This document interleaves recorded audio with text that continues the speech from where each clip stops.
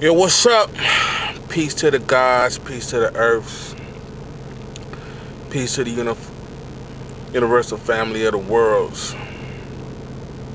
Um, I am King Lu is Allah, King Lu Allah, Lu Allah, Lu is Allah, Lu is King Lu. You know, it's all good. Uh, I recognize who I am and what I'm not. And so I'm gonna get into what I said, what I shouldn't talk about here on YouTube. But I'm gonna try to bring strive to bring some clarification to, some haters that still don't get it. They still little boys living in the past. Um, so I hope, this may be my next to last post that I'm going to talk about haters with. I'm gonna strive to bring you other things that could hopefully get your mind right, wake you up, have you in a better place of consciousness um, about everything. But I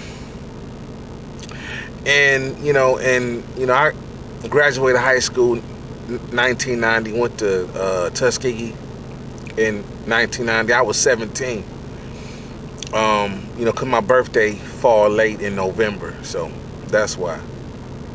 But I come back home in '91, and I start kicking it with the homeboys, in the hood, Vincent Robinson, and his third youngest brother, which was Carl Robinson.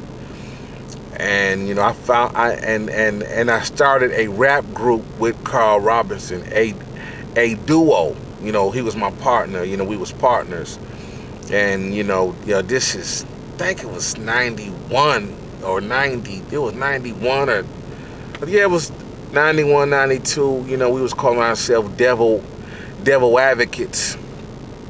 Why we chose that name, we was into, some devilishness, some stupid niggas, and I chose to always take the unpopular side to see if the truth side is true, right, and exact. So we called ourselves devil's advocate. 92, I caught a case in 92, and I spent all of 92 and 93 and 94 and shit years trying to fight it, trying to get out from under it. And so but I stayed in school, and after I come home from Wayne State in '91, I did a year there. I transferred to Wayne. I did a year at Tuskegee University, Alabama. Then I transferred to Wayne State, and so I stayed in school, and so '91, like '93, we changed our, and so I've always rapped, as a youngin'. I used to listen to everybody. I grew up on, Sugar Hill Gang, Africa Bambaataa, Melly Mel and the Furious Five, Crush Groove. That's Run DMC, LL, Fat Boys, Skinny Boys. What's that? A Fly Girl. I grew up on all that stuff. And so I've always rapped, and I've always said the rap, put my name in it, put my city in it. And so I started writing my own raps in '91, and then after the court case I caught, I started writing more in like 92, 93. And so, we changed our name from Devil's Advocate to Deep Six. Deep Six, it was, it was just a growth on our part that we grew from Devil's Advocate to Deep Six. And it wasn't, we wasn't looking for 6 people. It was, it was just the 2 of us. We wasn't looking for 6 people. And it was just, it was, the 6, we just tried to make it, that was our neighborhood, 6 Mile, which is West McNichols. It go 8 miles, 7 miles, 6 Mile. Puritan is 5 Mile, and so on, And so,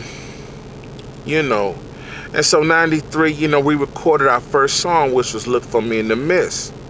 And in my opinion, and I'm never one to blow my own horn. I'm like brutally hard on myself, when it comes to judging myself. But it was a, it was a pretty good song. We was on the revolutionary militant tip. Look For Me in the Mist. We did the poor man's copyright. We mailed a copy of our lyrics and samples we use and our name Deep Six to ourselves and to the Library of Congress. And so, we and then in I think it was 93, could have been 94. It was 93 or 94. 94, I think it was. We I said, we need to start a business some kind of way. And so, I told Carl and Fat Stank that, we ought to go down to the Wayne County Clerk office and get a DBA, do a business as sale. A DBA is a doing business as name and a sales tax ID number, to make ourselves legitimate. And, so I told Carl that day, I said, man, let's go down here. Let's get on this together. And, he said, no, that's, I don't want to be on no paperwork. That's for you. I just work for you. You know what I'm saying? And, if we get some money, you pay me, but, I just rather work for you.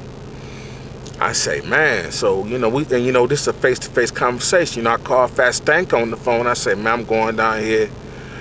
Come on. He say, no, nigga, that's your thing. You go ahead and do that. So I went on and did that without them. And so, I had a label too, and the name of the label was Motherfunky Tunes. And, me and Carl had embroidered hoodies with Motherfunky Tunes on the front, and our name going across the hood. My rap name back in the day was Lou Motherfucking Dog, or Lou Motherfucking Dog, and his name was the Bitch One, or Lick Dick One, or the Bit Lit One, or some faggot shit he was on. And so he got a hat embroidered with Deep Six and some and his a rap name. Now I could have got a hat embroidered, but I didn't. He was jealous. He wanted to be, when I think back on it, he wanted to be the one that had the hat. This how simple-minded the dumb nigga is. So I didn't trip, and I worked at the silk screen shop, and I designed our Deep Six shirts, our merch. We had merch out. In 94, we did one show, and Michael Bonner, who appeared on Def Jam, had his own radio show in the D for a while. Def Jam Comedy. I stayed on the same street as Michael Bonner, and he was cool with Fat Stank. He was hosting this this little small club on Livernois. And, he let us rap a cappella up there one night. Shout out to Michael Bonner. And so this is 94. And so I'm living at the time in a 1-bedroom apartment 2 blocks from main campus Wayne State. It's two blocks, 3 blocks from Wayne State. And so I was going to school full time, which is like 18 credit hours, and I was working nights full time, and I was had to side working the t-shirt place, and I was rapping in the stuff. I was doing studio time. I was doing side hustling, and so and so me and Carl had like 2 albums worth of songs that we planned to do. You know what I'm saying? The first song, Look For Me in the Mist, came out all right. And we was planning to go back to the studio. We was saving our money. We go to the studio. 1994, I get a call or a beat on the pager, and I had a pager or a call from my sister. I'm 7 years older than my sister. She called me. This 94, and or she pays me, because I remember going to the payphone and calling her back, and I say, I can't remember. Maybe I got a note or something. I can't remember how I got the note to call my sister, but I called her back from the payphone across the street from my apartment building, and she told me, Mama, somebody tried to carjack Mama. I said, what? She said, somebody tried to carjack Mama. I said, all right, put on the phone. So I talked to my mother. She told me this brown-skinned, heavy-set dude put a gun on her in the Sunoco gas station next to Jesu. Now, Jesu is, my elementary school. I went to Jesu 1 through 8, first grade through 8th grade. And so I know everybody in that area. I know everybody up and down from Jesu to my street to Hamilton to Woodward to, Greenfield to, 6 Mile is, where I walked, roam growing up. And so I never had a problem in the street like that would make somebody want to carjack my mother.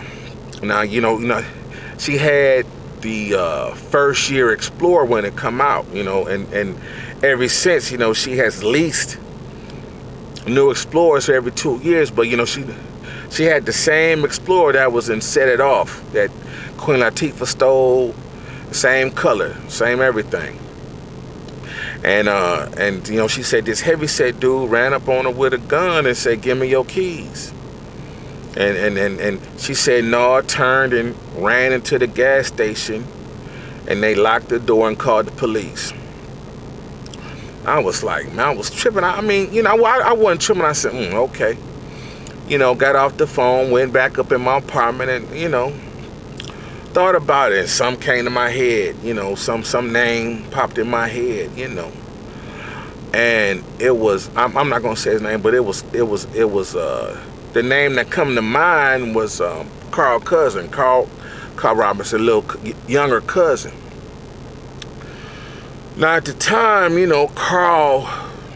Carl's second, Vincent Robinson's second brother under him started selling weed. Like, he got plugged in with, some weight. I don't know, 5, 10, that's weight to us. 20, could have been 20 pounds, 10 pounds, 5 pounds, I don't know. He was plugged in with some weight. But he never put Vincent or Carl on. But, he put their little cousin on. And Carl and Vincent want to rob they brother. But, they didn't know he was on. It's another story how I know he was on. And so Carl was, and now this is my assumption of what happened, because I still don't know the date, but Carl's little cousin, big cousin, because he's a big dude. He got now I'm surmising this, that Carl's older brother, the second oldest one, put the little cousin on, and Carl had to get the weed from him because Carl is a heavy weed user, heavy weed smoker, and he had to get the weed from him. And Carl would come down to my apartment every other day, every week, and bag up weed. He would bag up, I don't know, then he would say, dog, say you got 10, say you got 20. I say, okay, I got 10, I got 20 on it. And so I ran up a tab of $100. That was my tab. I didn't, now, they wanted me to sell some weed for them, but the weed I sold for, I bought, but, that was my tab. And so I don't know how much weed Carl got into debt he got accumulated with his cousin or whoever he would, but he told he told his cousin. Now this is what I heard. I don't know for sure, but this is what I heard. He told his cousin that I owed him for all the weed that he was getting. And so so without asking me, his little cousin get mad at me. And I guess they planned to, Carl say, well, I guess he planned to get at me some way by carjacking my mother. Now, whatever, how much ever weed they owe, it wasn't the cost of my mother new Explorer. See what I'm saying? And so and so Carl did not know my mother, and so I come to find out that Carl was the getaway driver. Carl was behind the wheel and Carl had to point out my mother and my mother's car to their little cousin. And so the nigga, and to this day he don't want to pay his little cousin. But I'm like, dude, if you bad like that, why you just couldn't ask me? Why you couldn't confront me and be like, dog, you owe me $1,000 or $500 or $800? To this day, I don't know. But whatever the amount is, it ain't no cost of a brand new Explorer. It a cost of a 91 or 93 or 92 Explorer. And so and so when I got some money, I don't know, that week, that day, I took the nigga $100, and I was in their house, in their little cousin grandmama house with Vincent Robinson, and man, shit could have went bad. If the nigga had a problem like that, he could have asked me then and there, like, dog, this ain't all my money, da da da da. He never said, Lou, Carl said you owe me $500, $800,000, $10,000. It's like the nigga can't talk. It's like I'm thinking, y'all practicing how to be gangster with me, running back to y'all grandmama house. See, I be done murk you and your grandmama, for real. So, I still don't know, right, how much it is, what happened. But, the message I'm getting, Carl owed the money and put it all on me as owing. But I owed Carl $100, and I guess he got in over his head with his little cousin. I don't know. But I took his little cousin $100 and was like, I pulled up in my mama car, over and over again. And I got out, left it running like, you nigga, you know what I'm saying? And so, you know, and so I guess from that nigga took this all the money I owed him.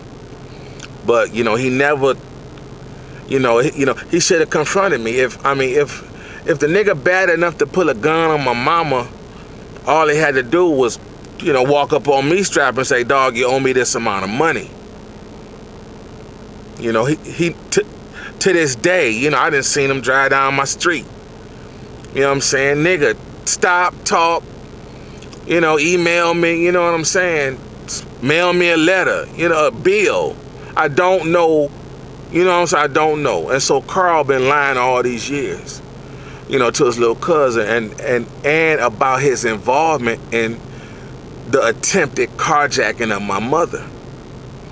And so I know they did it. Ain't nobody foolish enough to run up on my mama like that on 6 Mile next to my motherfucking grade school. I know I don't live that way. I don't accumulate beef like that. Never have. And so, man, and so that's why, we only recorded one song, and it'll never be me and that nigga rapping on nothing again. And last year, he's so down and full of shit. And, he ain't done shit with himself. He telling his family that, me and him gonna be rapping again, cause, he ain't done shit with himself. This a nigga that didn't make $100 last year. The last 5-10 years, he ain't made $100. Stealing or otherwise. And so I can't fuck with people like that. He ain't about shit. A stupid nigga. He a high school dropout. Can't read, write, a spell. I was, he was a big fan of Tupac, and one of his favorite songs with Tupac talk about dropping out of high school. And so I'm thinking he really wanted to be a rapper. And so I say, in this I got you, no doubt. We in the rap game, I got you. But he got on that stupid shit. Man, he a fake fraud, two-faced snake ass dude. I'm never fucking with him. I have no reason, to fuck with him or nobody in his family, none whatsoever. I'm not striving to be cool with people like that. I've left them alone. Last time I talked with dude was 95 or 94. 94, really, it was the ending. I didn't even talk to him in 95. I talked to him in 94. I don't think I talked to him in 95. I think maybe it was 94. Or it could have been the winter 95. I talked to him briefly in the alley or something. I was going to beat their ass. Him and Vincent Robinson. His oldest brother. I think that was 95. And, this back on Lawton. And so, man, I had to keep them close. The saying is, keep your friends, keep your enemies, keep your friends closer and your enemies closer. And so I had to get close with them. It was like I was undercover with them in 94. And so, so I got close with them. I moved with them. And I see, they didn't have no killers. They didn't want to fight. They didn't want to kill me. They didn't want to do shit. Like they wanted to give me fellatio or something. Give me some head. But I can't fuck with nobody that ain't ambitious enough to make $100 this year, collectively. That's $10 a month, $9 a month, $8.50 a month. They can't do that. They not about no money. They about hate and other people's money or other people's material possessions. Hell, they ain't about other people's money. They want your shoes, your coats, your clothes, joyride in your car. They don't even want your car. They want to joyride in your car and leave it parked somewhere with the tires off of it. This what level they on as men going into their 50s. Middle 40s. So, you know, man, you know, and you know, they still on some dumb shit like you know, and so now it's like they forcing themselves trying to be cool with me again. Nigga, we ain't never gonna be cool. You know, and so not only did they attempt to carjack my mother in the 2000s, Carl Robinson and his little brother broke in my house. You know, and so I say the thing, like, you know, so, you know, I say a lot, well, you know, what they did in 94 should have been enough. And people, and so it was somebody, I think it was my mother's husband, you know, he think, you know, he a dumbass dude, he a dumbass man. He think that, you know, I may have owed somebody something, and so when I say, well, that should have been enough, you trying to, you know, carjack my mother. What I'm saying is that, you know, they should have that should have been enough for them fucking with me for not to them to even come to my house, you think? So, you know, and so, you know, I told my mother this in 94, 95, I told her after I was certain, you know, my intuition, I told her what I thought and who done it. You know, I told her to her face, you know, and so she know, and, you know, she could have gave the police their name or whatever, you know, that's on her, you know what I'm saying? You know, me, you know, I still want to bring dudes harm, you know, she told me to stall him out, you know, don't hurt that boy. You know, he lived with his grandmama, don't hurt him. I'm like, you know, so, but, I'm like, so where did dude get his nuts from? And so, you know, I didn't know till later on, like 10, 15, like that Carl was the getaway driver, and Carl the one pointed out my mother, Carl the one gave my mother up, you know, because he don't want to pay the debt to his little cousin. He jealous, you know, he jealous that one of his second oldest brother was giving or fronting weed to their little cousin. You know, and, they petty ass dudes. You know what I'm saying? And so, but when they when they broke in my house, you know, they was talking shit. You know, that's when I told the police. I gave the police their name. You know, if I don't tell the police, you know, I'm not. You know, I know who I am. You know, and I do it. You know what I'm saying? I'm not here to argue with you or talk with you. I have nothing to say to you. You know what I'm saying? It ain't gonna be no talking. I don't talk to you about what? You ain't gonna make $100 this year. I ain't got nothing to talk to you about.